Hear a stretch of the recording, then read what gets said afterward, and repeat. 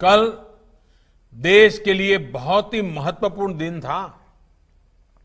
कल विश्वकर्मा जयंती के दिन लोकसभा में ऐतिहासिक कृषि सुधार विधेयक पारित किए गए हैं। इन विधेयकों ने हमारे अन्नदाता किसानों को अनेक बंधनों से मुक्ति दिलाई है। आजादी के बाद किसानों को किसानी में एक नई आजादी देने का काम हुआ है। इन सुधारों से किसानों को अपनी उपज बेचने में और ज्यादा विकल्प मिलेंगे और ज्यादा अवसर मिलेंगे। मैं देश भर के किसानों को इन विधेयकों के पारित होने पर बहुत बहुत बधाई देता हूं। किसान और ग्राहक के बीच जो बिचौलिए होते हैं, जो किसानों की कमाई का बड़ा हिस्सा खुद ले लेते हैं, उनसे बचाने के लिए विधेयक लाए जाने बहुत आवश्यक थे। ये विधेयक किसानों के लिए रक्षा कवच बनकर के आए हैं। लेकिन कुछ लोग, जो लोग दशकों तक देश में शासन करते रहे हैं, सत्ता में रहे हैं, देश पर राज किया है, वो लोग किसानों को इस विषय पर भ्रमित करने की कोशिश कर रहे हैं, किसानों से झूठ बोल रहे हैं।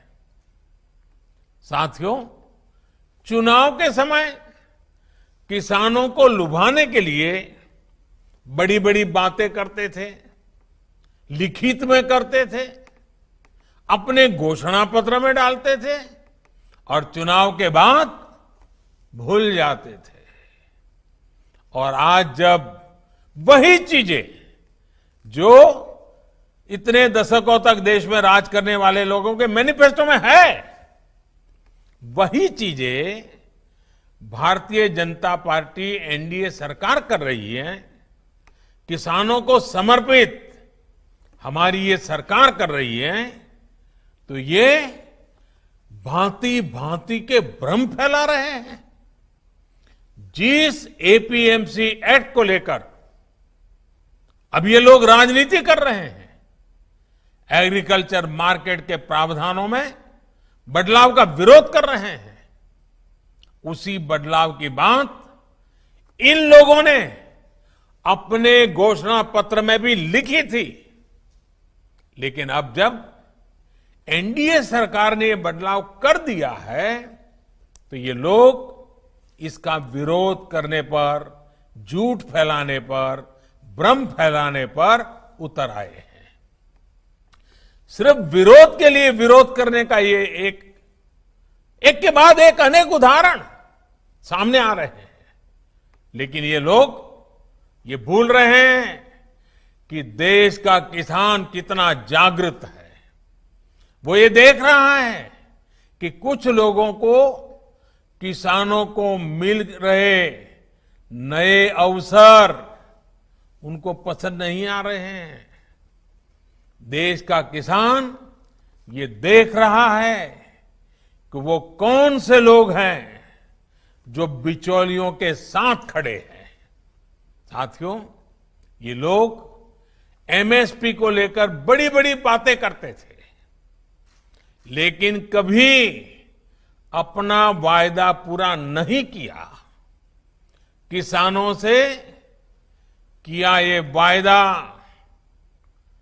अगर पूरा किसी ने किया है तो भाजपा एनडीए की वर्तमान सरकार ने पूरा किया है। अब ये दुष्प्रचार किया जा रहा है कि सरकार के द्वारा किसानों को एमएसपी का लाभ नहीं दिया जाएगा। ये भी मनगढ़ंत बातें कही जा रही हैं कि किसानों से धान, गेहूं इत्यादि की खरीद सरकार द्वारा नहीं की जाएगी, ये सरासर झूठ है, गलत है, किसानों के साथ धोखा है। हमारी सरकार किसानों को एमएसपी के माध्यम से उचित मूल्य दिलाने के लिए प्रतिबद्ध है। पहले भी थे, आज भी हैं, आगे भी रहेंगे। सरकारी खरीद भी पहले की तरह जारी रहेगी। कोई भी व्यक्ति अपना उत्पादन जो भी वो पैदा करता है दुनिया में कहीं भी बेच सकता है, जहां चाहे वहां बेच सकता है। अगर वो कपड़ा बनाता है जहां चाहे बेच सकता है, वो बर्तन बनाता है कहीं पर भी बेच सकता है, वो जूते बनाता है कहीं पर भी बेच सकता है। लेकिन एकमात्र केवल मेरे किसान भाई बहनों को इन अधिकारों से वंचित रखा गया था, मजबूर किया गया था। अब नए प्रावधान लागू होने के कारण किसान अपनी फसल वो देश के किसी भी बाजार में अपनी मनचाही कीमत पर बेच सकेगा।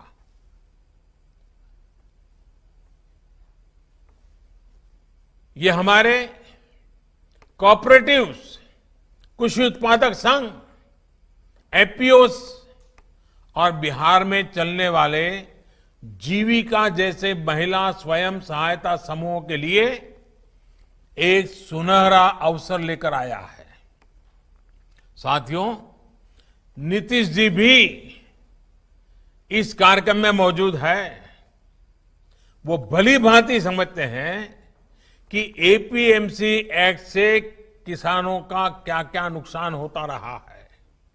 यही वजह है कि बिहार का मुख्यमंत्री बनने के बाद अपने शुरुआती वर्षों में ही नीतीश जी ने बिहार में इस कानून को हटा दिया था। जो काम कभी बिहार ने करके दिखाया था, आज देश उस रास्ते पर चल पड़ा है। साथियों, किसानों के लिए जितना एनडीए शासन में पिछले 6 वर्षों में किया गया है, उतना पहले कभी नहीं किया गया। किसानों को होने वाली एक एक परेशानी को समझते हुए, एक एक दिक्कत को दूर करने के लिए हमारी सरकार ने निरंतर प्रयास किया है।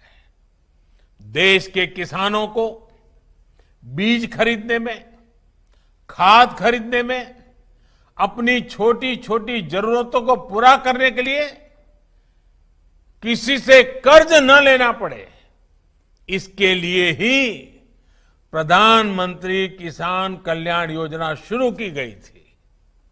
इस योजना के तहत अब तक देश के 10 करोड़ किसानों के खाते में करीब करीब 1 लाख करोड़ रुपए 1 लाख करोड़ रुपए सीधे किसानों के खाते में ट्रांसफर किए जा चुके हैं। कोई बिचौलिया नहीं। किसानों को पानी की दिक्कत ना हो, किसानों से अटकी पड़ी सिंचाई, दशकों से अटकी पड़ी सिंचाई, वो परियोजनाएं पूरी हो, इसके लिए प्रधानमंत्री कृषि सिंचाई योजना पर करीब 1 लाख करोड़ रुपए खर्च किए जा रहे हैं।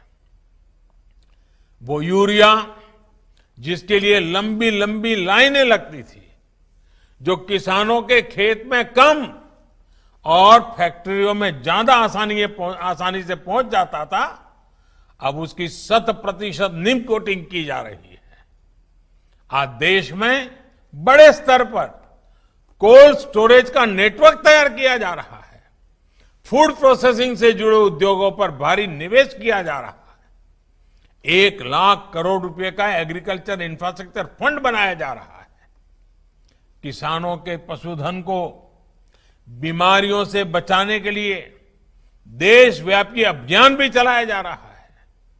मछली उत्पादन बढ़ाने के लिए, मुर्गी पालन को प्रोत्साहन के लिए, शहद उत्पादन बढ़ाने के लिए, दूध उत्पादन बढ़ाने के लिए किसानों को आय बढ़ाने के अतिरिक्त विकल्प देने के लिए केंद्र सरकार निरंतर कार्य कर रही है। साथियों, मैं आज देश के किसानों को बड़ी नम्रतापूर्वक अपनी बात बताना चाहता हूं, संदेश देना चाहता हूं। आप किसी भी तरह के भ्रम में मत पड़िए। इन लोगों से देश के किसानों को सतर्क रहना बहुत जरूरी है। ऐसे लोगों से सावधान रहें जिन्होंने दशकों तक देश पर राज किया और जो आज किसानों से झूठ बोल रहे हैं। वो लोग किसानों की रक्षा का ढिंढोरा पीट रहे हैं, लेकिन दरअसल वे किसानों को अनेक बंधनों में जकड़कर रखना चाहते हैं। वो लोग बिचौलियों का साथ दे रहे हैं। वो लोग किसानों की कमाई को बीच में लूटने वालों का साथ दे रहे हैं। किसानों को अपनी उपज देश में कहीं पर भी किसी को भी बेचने की आजादी देना बहुत ऐतिहासिक कदम है। 21वीं सदी में भारत का किसान बंधनों में नहीं, भारत का किसान खुल करके खेती करेगा, जहां मन आएगा अपनी उपज बेचेगा, जहां ज्यादा पैसा मिलेगा वहां बेचेगा, किसी बिचौलिए का मोहताज नहीं रहेगा और अपनी उपज, अपनी आय भी बढ़ाएगा। ये देश की जरूरत है और समय की मांग भी है। अब खबरें पाइए सबसे पहले हमारे मोबाइल न्यूज एप्लीकेशन पर। एंड्रॉइड या iOS प्लेटफॉर्म पर जाइए, HW न्यूज नेटवर्क को सर्च कीजिए, डाउनलोड कीजिए और अपनी सुविधानुसार भाषा का चयन कीजिए। खबरों की भीड़ में अपने काम की खबर पाते रहिए। अगर आपको हमारा ये वीडियो पसंद आया है तो आप इसे शेयर करें, फेसबुक पर हमारे पेज को लाइक करें, ट्विटर पर हमें फॉलो करें, यूट्यूब पर जरूर सब्सक्राइब करें ताकि आपको हमारे हर खबर की अपडेट मिलती रहे।